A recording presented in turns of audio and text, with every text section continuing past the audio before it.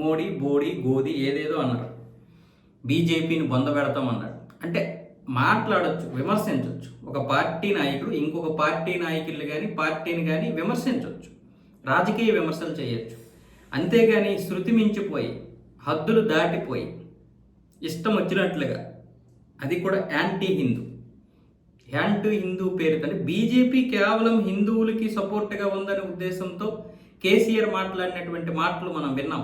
కేసీఆర్ కావచ్చు, కేటీఆర్ కావచ్చు. చివరికి మట్టి కరిసిపోయాడు. 2023 డిసెంబర్లో పరిస్థితి ఎలా వచ్చిందో మనం చూసాం.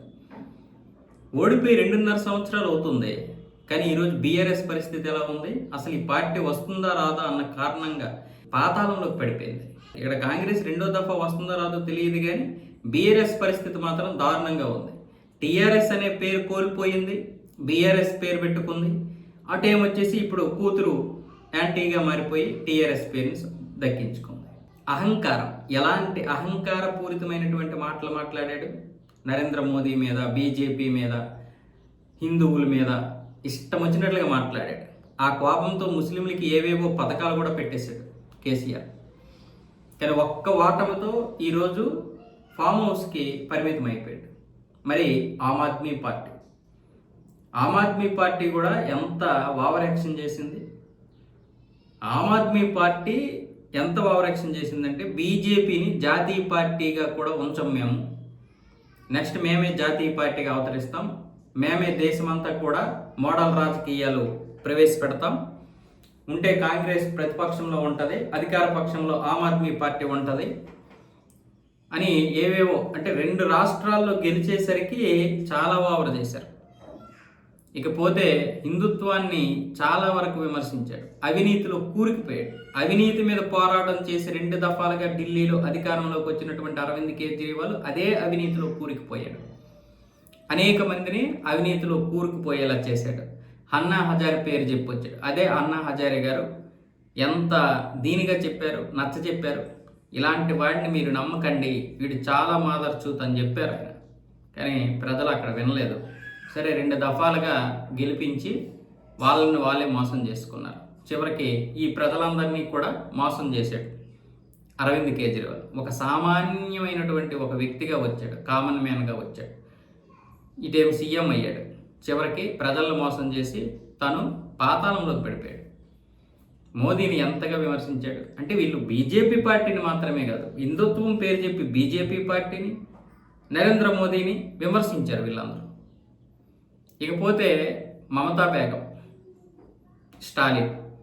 స్టాలిన్ గురించి మనం ఇంతకుముందు చూసాం. ఉదయనిధి స్టాలిన్తో వాడు ఎన్నెన్నో హిందుత్వాన్ని అన్నారు, డెంగ్యూ అన్నారు, మలేరియా అన్నారు, తిట్టరాన్ని తిట్టంతా తిట్టారు. హిందుత్వాన్ని, సనాతన ధర్మాన్ని నిర్మూలిస్తామన్నాడు. ఇక్కడ బీజేపీ గెలవడం ముఖ్యం కాదు, డిఎంకే ఓడిపోవడం అనేది చాలా కీలకం. మీరు అర్థం చేసుకోండి. ఆమ్ ఆద్మీ పార్టీని మట్టి కరిపించిన తర్వాత ఆమ్ ఆద్మీ పార్టీ పరిస్థితి ఈరోజు ఎలా ఉంది చూడండి. పంజాబ్లో ఉన్నా కూడా వాళ్ళకి ఇది లేదు. ఇక డిఎంకే పరిస్థితి యాంటీ హిందూ. అందుకే డిఎంకే, ఇక్కడ బీజేపీ గెలవడం ప్రధానమైనటువంటిది కాదు, డిఎంకే అధికారంలోకి రాకూడదు. టీవీకే పార్టీ, అందుకే టీవీకే విజయ్తో పొత్తు పెట్టుకుందామని బీజేపీ మొదటి నుంచి అని చెప్పింది. ఒకవేళ టీవీకే బీజేపీ పొత్తు పెట్టుకుంటే కనుక ఈ విధంగా ఉన్నందుకు 200 స్థానాలకి పైగానే వచ్చింది ఆ కూటమికి, విజయ్కి బీజేపీకి ఒకవేళ పొత్తు పెట్టుకుంటే. ఇక్కడ చూడండి, ఓట్లు చీల్చాడు విజయ్. వాస్తవంగా చెప్పాలంటే బీజేపీ ఓట్లు చీల్చేశాడు, అలాగనే అటు డిఎంకే ఓట్లు కూడా చీల్చేశాడు. అయినా సరే సంకీర్ణమే వచ్చింది, కాకపోతే ఎక్కువ స్థానాలు వచ్చాయి విజయ్కి. ఇప్పుడు విజయ్ కాదు ఇక్కడ ప్రస్థానం, డిఎంకే.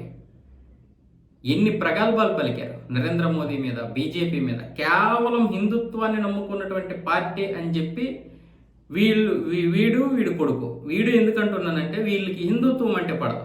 మనమంటే పడినప్పుడు, మనల్నే నిర్మూలిస్తామన్నప్పుడు వీడికి మనం గౌరవం ఇవ్వాల్సిన అవసరం ఏంటి? మీరు చెప్పండి.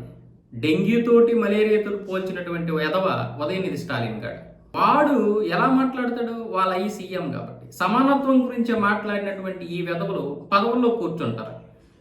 మరి సమానత్వం కావాలనుకున్నవాడివి ముఖ్యమంత్రిగా ఇంకొకరిని కూర్చోబెట్టొచ్చుగా. స్టాలిన్గా, ఇది సీఎంగా మీ అయిన కాకుండా ఇంకొకరికి ఇవ్వచ్చుగా. అక్కడ మాత్రం సమానత్వాలు ఉండవు. ఓట్ల కోసం వచ్చేసరికి సమానత్వాలు కావాలి. 1,00,000 ఎకరాలు వీళ్ళు దోచేశారు.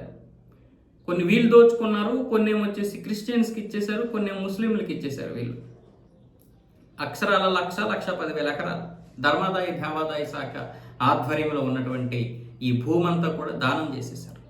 నరేంద్ర మోదీని, బీజేపీని అనరాని మాటలన్నీ అన్నారు. ఈరోజు 3వ స్థానానికి పడిపోయింది డిఎంకే. ఇక తృణమూల్ కాంగ్రెస్ గురించి మనం ఎంత చెప్పినా తక్కువే. అది పశ్చిమ బెంగాల్, బంగ్లాదేశ్ తెలియదు, పక్కన పెడితే బీజేపీని అడుగు పెట్టనివ్వము, బీజేపీ రౌడీలను అడుగు పెట్టనివ్వము పశ్చిమ బెంగాల్. ఇప్పుడు గనక గెలిస్తే, అంటే ఈ రోజు గనక ఒకవేళ అనుకూలంగా వాళ్ళకి తీర్పు వస్తే, పశ్చిమ బెంగాల్లో వాళ్ళకు అనుకూలంగా తీర్పు వస్తే రౌడీలు ఇప్పటికి దాడి చేసేవాళ్ళు, దాష్టికాలు చేసేవాళ్ళు, పశ్చిమ బెంగాల్ని తగలబెట్టేసేవాళ్ళు. బీజేపీ కార్యకర్త కనిపించినా లేకపోతే బీజేపీ జెండా కనిపించినా సజీవ దహనం చేసేసేవాళ్ళు ప్రజల్ని. అంటే ఒక బంగ్లాదేశ్ మాదిరి అయిపోయింది అది. అలాంటి పరిస్థితి వచ్చేది ఈరోజు. బీజేపీ గెలవడం వల్ల ఒక్కొక్కడు పరుగులు పెడుతున్నారు, కానీ బయటకు వెళ్ళిపోవడానికి ఈ రౌడీలు ఎన్ని మాట్లాడారు. మరి సాక్షాత్తు ఒక ముఖ్యమంత్రి రౌడీలను కాపాడుతుంటే, రేపిస్టులను కాపాడుతుంటే, అవినీతి పరులను కాపాడుతుంటే ఇంక మరి రౌడీలు రెచ్చిపోరా? బీజేపీ కార్యకర్తను మేము ఇక్కడ బ్రతకనివ్వమని ఆవిడే చెప్తున్నప్పుడు అర్థం ఏంటి? ఈ రౌడీలు మీరు చంపేయండి వాళ్ళని, ఈ రౌడీలకి మీరు చంపేయండి వాళ్ళని అని అనుమతులు ఇచ్చినట్లే కదా. మరి ఈరోజు ఏమైంది? గెలవడం కోసం తాపత్రయపడాలి కానీ ఇతరులను నాశనం చేసి గెలవాలని చూసినటువంటి ఈ 4 పార్టీలు మటాష్. 4 కాదు, 5 పార్టీలు మటాష్. ఇప్పుడు ఉత్తరప్రదేశ్లో ఎస్పీ సమాజ్వాదీ పార్టీని కూడా బంద పెట్టేశారు. ఉత్తరప్రదేశ్లో ఎప్పుడైతే యోగి ఆదిత్యనాథ్ వచ్చాడో అప్పుడే అయిపోయింది, ఆ పార్టీ పని అయిపోయింది. మొత్తం 5 పార్టీలు మటాష్ అయిపోయాయి. జాతీయ పార్టీ కాంగ్రెస్ కూడా తొందరలోనే మటాష్ అయిపోతుంది, అందులో ఎటువంటి సందేహం లేదు. కాకపోతే రాహుల్ గాంధీ ఉన్నాడనే నరేంద్ర మోదీ గారు కాంగ్రెస్ని మటాష్ చేయడం లేదు. ఆయన ఉన్నంత వరకు బీజేపీకి కొంచెము ఎంతో కొంత సహకారం ఉంటుంది, బీజేపీ విజయం సాధిస్తుంది. అంటే విజయంలో కొంత భాగం ఎంతో కొంత అధికారం రావడానికి, మెజారిటీ రావడానికి ఉపయోగపడుతున్నాడు కాబట్టి రాహుల్ గాంధీ. ఆయన కాంగ్రెస్లో ఉన్నంత వరకు కాంగ్రెస్ని కొంచెం కాపాడుకునే ప్రయత్నం కూడా బీజేపీ చేస్తుంది. మిగతా పార్టీలు ఏవైతే ఉన్నాయో అన్నిటినీ కూడా మటాస్, అంటే ఇవే ప్రధానం. జాతీయ పార్టీలు, ఈ ప్రాంతీయ పార్టీలన్నీ కూడా జాతీయ భావజాలానికి పూర్తి వ్యతిరేకం ఇవి.